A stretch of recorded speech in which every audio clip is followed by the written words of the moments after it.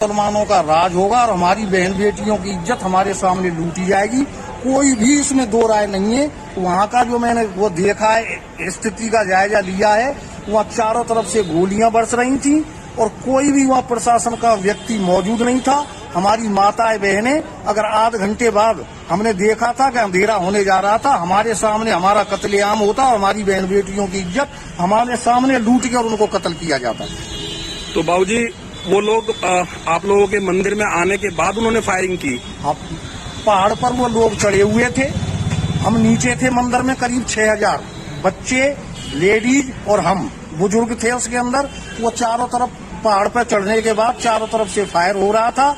जब हम लेडीजों को बाहर निकालने की कोशिश करते थे तो वो अपना फायर तेज कर देते थे और वहाँ जो गाड़ियों का हमने सिलसिला अपनी आंखों से देखा, वहाँ कम से कम मेरी नजरों में, मेरी 76 साल की एज हो गई, कम से कम 300 गाड़ियों में आग लगाई गई और गाड़ियां पलटी गईं। जब हम वहां से निकलने की कोशिश कर रहे थे तो चश्मदीद मैंने वहाँ आदमियों का कत्ल होते हुए देखा। फरसाओं से काटे जा रहे थे, वो लाश कहाँ जा रही थी, कौन ले जा रहा था, इसके बारे में नहीं पता, क्योंकि हमें खुद अपनी सुरक्षा करनी थी। हम वहाँ ये देख रहे थे कि हम कैसे निकल के यहाँ से जाएं। ये मैंने स्थिति अपनी आंखों से वहाँ चश्मदीद देखी है।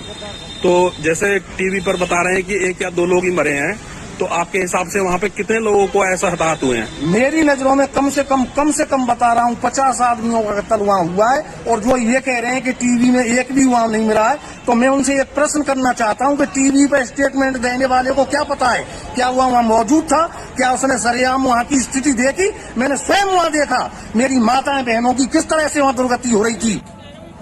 बाबूजी, कल जो नल्हड़ में श्री शिव मंदिर में कांड हुआ है जी, उनके श्रद्धालुओं पर जो एक बहुत बड़ा हमला, सुनियोजित हमला हुआ है जी, क्या आप वहाँ थे?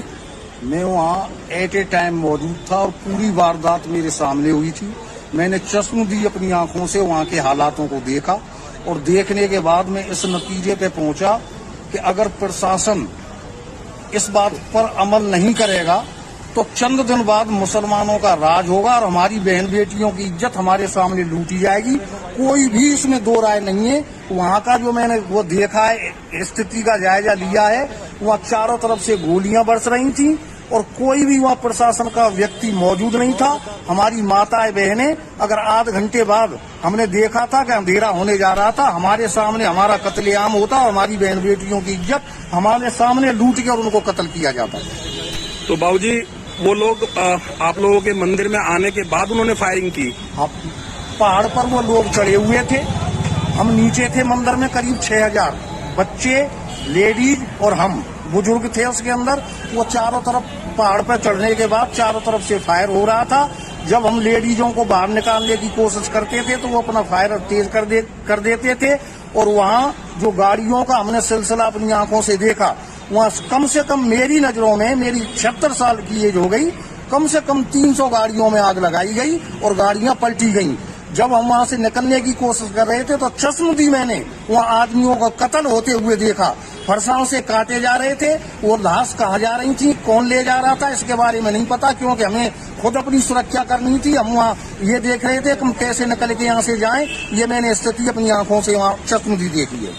तो जैसे टीवी पर बता रहे हैं कि 1 या 2 लोग ही मरे हैं, तो आपके हिसाब से वहाँ पे कितने लोगों को ऐसा हताहत हुए हैं? मेरी नजरों में कम से कम बता रहा हूँ 50 आदमियों का कत्ल वहाँ हुआ है। और जो ये कह रहे हैं कि टीवी में एक भी वहाँ नहीं मिला है, तो मैं उनसे एक प्रश्न करना चाहता हूँ कि टीवी पे स्टेटमेंट देने वाले को क्या पता है क्या हुआ वहाँ मौजूद था, क्या उसने सरेआम वहाँ की स्थिति देखी? मैंने स्वयं वहाँ देखा, मेरी माताएं बहनों की किस तरह से वहाँ दुर्गति हो रही थी।